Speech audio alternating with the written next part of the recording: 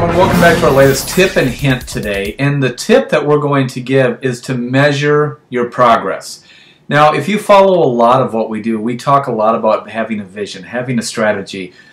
And especially what we also talk about is live with your fitness, live in truth and not emotion. Because a lot of times we have a lot of people that will quit, that will stop, that won't make the progress that they're looking to make because they feel one way or another. They feel like they're not doing well. They feel where what we want to do is we want to base our progress and we want our feelings to be dictated based on the actual progress that we're making. So it's incredibly important that we chart our progress and that we measure our progress, because without that, it's very hard to determine where we're going or what kind of success that we're making in the journey that we're trying to take. So my tip to you today is measure everything you're doing. Not only, and we're going to talk about body measurements, measuring your success, but of course it even goes into being precise with your nutrition. Measuring your food intake, measuring your calories, measuring the quantity of what you're taking, because it will even go into food. When we talk about food, you know, me saying I've eaten healthy for 20 years and I still can't look at a piece of meat, a serving, and accurately tell you about how many ounces it is, how many grams it is, and if I eyeball it or think, oh, it's about this, I typically will be off. It can sometimes be 1,000 calories a day if I'm thinking, because I'm always underestimating, I'm always hoping, I'm always like, well, I'm hoping that it's this amount of calories, when in reality, in fact, I had it happen today, where if I would have just thought, okay, well, lunch was about 1,000 calories, I ate about 1,000 calories, and I generally, on my higher calorie days, will eat about 3,500 calories. So thinking, oh, today it was about 1,000 calories, walked away. Now I went and logged my food, but if I would have just thought, oh, it's about 1,000 calories, as I started logging my food, I forgot about a couple little things. I totally slipped my mind, and then as I was sitting there, it popped in my head. I was like, oh, yeah, I had that. And then I was able to go in and accurately measure it. And I guess what I'm trying to say is measuring things, especially food, if it's not accurately done, you get a false impression of where you actually are. So let's talk about measuring your actual progress, because that's just my little tidbit on food. Now let's talk about your progress. So whenever you're starting, a starting point that you're getting at, it's very important for you to measure accurately where you're starting.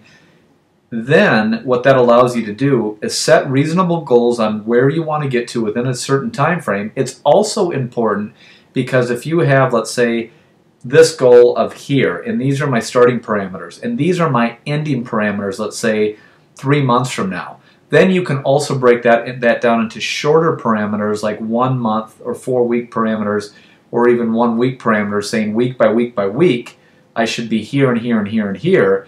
That way, if you get into a week or 4 weeks into it and you have this long-term goal, but a week or 4 weeks into it, you are behind your progress, then you have to readjust so that you can hit your goal at the end. Or reversely, if you're ahead of your progress, perhaps there's more luxury to add in more food or to take away a bit of exercise or whatever it may be.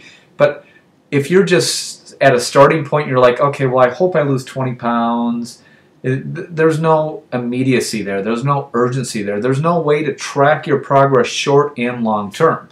So how do you measure your progress? There are a number of different ways, and it all goes back to our staple. It depends. It depends on you. It depends what you know how to do. It depends what you have available to you. It depends on the people that are around you. Let's look at some different parameters, and then I'm going to tell you the ideal of what we do when working with a client. Different parameters is you can measure your weight. You can measure circumference measurements as far as taking a tape measure and measuring yourself. You can get body fat testing in a number of different ways. You can also, obviously, if we're talking performance-oriented things, anything that has to do with performance, you can measure progress based on performance, speed, in a number of different performance factors. You can base your performance, or you can base your progress on strength. There's all these different factors. But typically, if someone's trying to lose weight, they're trying to get themselves in better shape, what we typically will do is we will say, okay, we'll look at 3 usual set patterns that we'll look at. And you can choose whatever one you want as long as you're consistent in doing it. And we'll talk about consistency in a second. So what we generally will recommend is we'll recommend people start off usually with their body weight, different circumference measurements, and sometimes a body fat. Now when we talk consistency, what I want to see is I want to see someone measure in, whether it's once a week, once every other week, once a month, no longer than once a month, but maybe it's once a week. Maybe it's once every 2 weeks. Maybe it's once a month. But for consistency purposes, we generally want it at the same time each of those times. So a lot of times it's the first thing in the morning on an empty stomach on a Monday. Or for some people, if they're doing the alternate day eating, maybe it's every 8th day or the morning of a down day. For instance, every 4th day or every 8th day. So they're being consistent in how they're doing it. Because for instance, if you weigh yourself one day in the morning and then the next day you weigh yourself at night, then those are going to be all over the place. The weights will change based on just feeding and retention, along with your waist and other measurements. So be consistent in how you're tracking yourself. Weight is a good one. Always weigh yourself on the empty stomach because that is going to be the most accurate way to do it, the most real, true way to do it. Also measurements. Now for men, the easiest measurements are the waist, right around the navel, right around the belly button, and the flex bicep. The reason why in that is obviously most guys want trimmer waists and they want their arms to stay firm. So if we're looking at progress, it's like if the waist goes down and the bicep stays the same or increases, we know that they're making appropriate progress.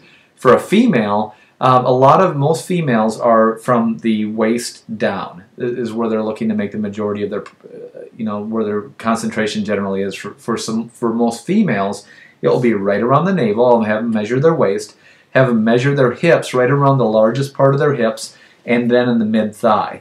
And doing that first thing in the morning, whether it's once a week, once every 2 weeks, once a month, or every 4th to 8th day on an alternate day eating.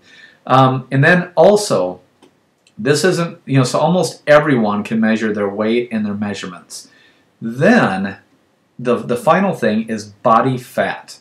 Now, the only way that we recommend doing body fat is either if we do it in person, because I have about 20 years of experience actually doing body fat testing, or if you are getting it tested by someone that you trust and that has done it multiple times and knows what they're doing.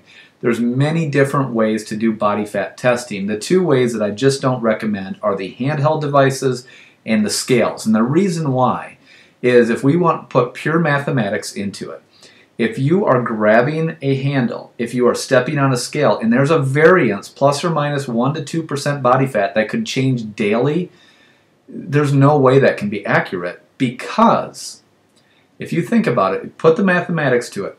We all know 3,500 calories equals a pound of fat. So for you to be in a deficit where you're going to add plus or minus a pound of fat, it probably at the absolute bare minimum is going to take you 2 to 3 days to lose 1 pound of fat. Now it usually takes, this is just an average, it's not specifically, it usually takes 2 pounds of fat to lose 1% of body fat. So if it takes, let's say, 3 days to lose a pound of fat, and it takes 2 pounds to lose 1%, then at the very best that you can do, you're going to lose 1% of body fat every week. At the very best, most of the time is 1% every 2 weeks. So there's no way there can be a variance plus or minus a percent or two per day. And you can grab it in the AM and then an hour later grab it and it's going to be all over the board. So the way we generally recommend is skin fold calipers, and the more the better, because a 3-site is okay, but you only grab in 3 places, where a 7 or a 9-site preferably grabs in more places than that. And the reason why, now there's no 100% accurate way to do body fat, but the reason why we recommend doing that is because if someone knows how to do body fat, they know how to pinch you, they know how to grab you, they know how to successfully do a skin fold caliper, that means that if they grab you now, an hour from now when they grab you again, it's going to be the same. And then body fat, it's not designed to give you 100% accurate testing. What you're looking for is a means of progress. So it's easily to look at it and for us to determine how much fat are you losing, are you losing or gaining lean muscle tissue. It's very easy for us to do that if someone knows how to do it.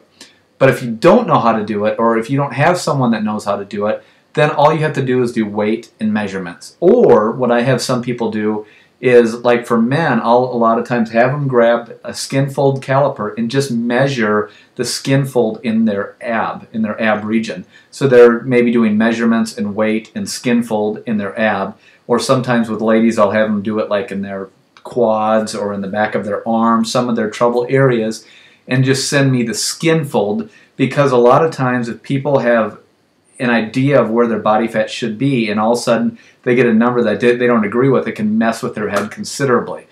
So, and we get this a lot with working with our clients, is we'll say, how are you doing right now? How's your progress coming? And they'll say, I don't know, or it's not going too well. I'm like, well, how do you know?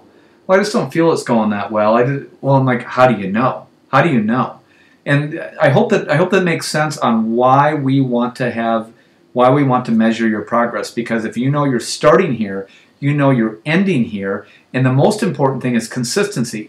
If you're measuring yourself every week, every 2 weeks, every 4 weeks, and you're just doing it on a dime, boom, boom, boom, boom, boom, it's really easy for you to start at a starting point, an ending point, intermittent progress throughout, and then determine whether you're ahead or behind schedule.